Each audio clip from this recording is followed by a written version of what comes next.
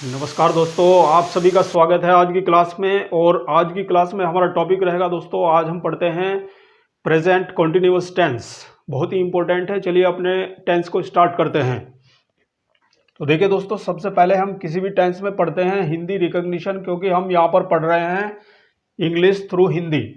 तो यहाँ पर हिंदी रिकॉग्निशन बहुत इंपॉर्टेंट होता है हमारे लिए। तो किसी भी टेंस में हम सबसे पहले हिंदी रिकॉग्निशन देखते हैं। तो दोस्तों, हिंदी रिकॉग्निशन होता है, हिंदी पहचान होता है प्रेजेंट कॉन्टिन्यूअस टेंस का। देखिए, प्रेजेंट का मतलब होता है, मैंने आपको बताया है, वर्तमान, और कॉन्टिन्यूअस का मतलब होता है निरंतर या लगातार जारी। तो अगर वर्तमान काल में हमारा एक्शन, हमारा कार्य निरंतर चल रहा होता है, तब इस टेंस का यूज किया जाता है दोस्तों।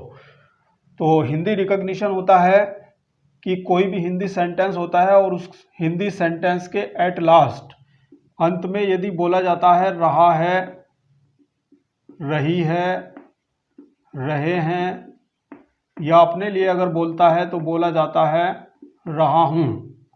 तो ये शब्द अगर किसी भी सेंटेंस के आखिर में आते हैं, अंत में आते हैं, तो वो हमारा प्रेजेंट कॉन्टिन्यूअस टेंस का सेंटेंस होता है। तो ये रही पहचान। उसके बाद हम बात करते हैं, अभी बताया है मैंने कि इस टेंस का यूज कब किया जाता है दोस्तों। This tense is used to show the continuity of an action in present. यानी बिल्कुल क्लियर यहाँ पर लिखा गया है, इन प्रेजेंट यानी वर्तमान में हमारे कार्य की निरंतरता को दर्शाने के लिए इस टेंस का यूज किया जाता है। हर टेंस का हेल्पिंग वर्ब अलग अलग होता है। तो यहाँ पर जो हेल्पिंग वर्ब होता है दोस्तों, वो 3 हेल्पिंग वर्ब होता है, इज, आर, एम। ये 3 हेल्पिंग वर्ब होती हैं। इज का प्रयोग किया जाता है विद सिंगुलर सब्जेक्ट्स। आर का यूज किया जाता है दोस्तों विद प्लूरल सब्जेक्ट्स। एम का यूज किया जाता है विद सब्जेक्ट आई। यदि सब्जेक्ट हमारा आई होता है तो आई के साथ एम का प्रयोग किया जाता है। तो ये रहा हमारा हेल्पिंग वर्ब का निर्धारण। उसके बाद हम बात करते हैं दोस्तों मेन वर्ब का। तो मेन वर्ब की कौन सी फॉर्म यूज की जाती है। हमेशा याद रखिए कि कोई भी कॉन्टिन्यूअस टेंस होता है, कॉन्टिन्यूअस में हमेशा वर्ब की आईएनजी फॉर्म का यूज किया जाता है। और वर्ब की आईएनजी फॉर्म बोलते हैं फर्स्ट फॉर्म प्लस आईएनजी। यानी आईएनजी जो जुड़ता है वो हमेशा वर्ब की फर्स्ट फॉर्म यानी V1 फॉर्म में जोड़ा जाता है दोस्तों। ठीक है दोस्तों, तो वर्ब की आईएनजी फॉर्म का यूज किया जाएगा। अब देखते हैं सेंटेंस स्ट्रक्चर्स। सेंटेंस स्ट्रक्चर्स होते हैं हमारे पास। सबसे पहले देखते हैं अफर्मेटिव सेंटेंस के लिए कि अगर सेंटेंस हमारा अफर्मेटिव होता है तो सबसे पहले क्या आता है दोस्तों। सबसे पहले सब्जेक्ट आता है, उसके बाद हमारा हेल्पिंग वर्ब सब्जेक्ट के अकॉर्डिंग आता है, फिर वर्ब का आईएनजी फॉर्म आएगा, फिर ऑब्जेक्ट आता है, फिर टाइम आता है। तो ये रहा हमारा अफर्मेटिव सेंटेंस स्ट्रक्चर। बात करेंगे निगेटिव सेंटेंस स्ट्रक्चर की। तो निगेटिव सेंटेंस में क्या होता है, subject plus helping verb plus not plus ING form plus object plus time. यानी किसी भी टेंस में हम जाएंगे दोस्तों और किसी भी टेंस में हम निगेटिव सेंटेंस स्ट्रक्चर देखेंगे तो निगेटिव सेंटेंस कैसे बनता है। जिस भी टेंस का निगेटिव होता है उसी टेंस का हेल्पिंग वर्ब प्लस नोट, यानी हेल्पिंग वर्ब के बाद नोट लगाने से निगेटिव बन जाता है। बात करते हैं सिंगल इंट्रोगेटिव सेंटेंस की। तो सिंगल इंट्रोगेटिव सेंटेंस के लिए सेंटेंस स्ट्रक्चर होता है, सिंगल इंट्रोगेटिव सेंटेंस में सबसे पहले हेल्पिंग वर्ब आता है। तो यहां से हेल्पिंग वर्ब को हम स्टार्टिंग में लाते हैं क्या शब्द के लिए।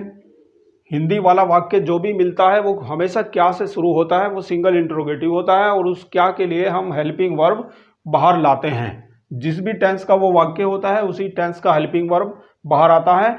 तो यहाँ से हेल्पिंग वर्ब स्टार्टिंग में आ जाता है, उसके बाद हमारा सब्जेक्ट, फिर ING form plus object plus time and then finally question mark.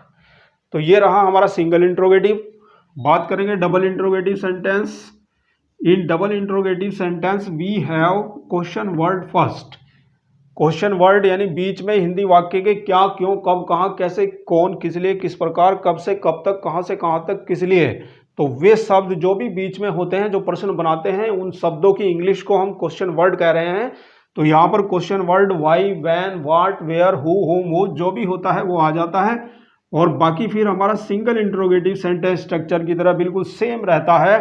तो helping verb plus subject plus ING form plus object plus time plus question mark. तो ये रहे दोस्तों हमारे सेंटेंस स्ट्रक्चर्स। ये हमारा अफर्मेटिव सेंटेंस के लिए है, ये हमारा निगेटिव सेंटेंस के लिए है, और ये हमारा single interrogative and double interrogative sentence के लिए है दोस्तों। आइए इन सेंटेंस स्ट्रक्चर्स को कुछ एग्जांपल्स से बिल्कुल क्लियर कर लेते हैं, समझ लेते हैं दोस्तों।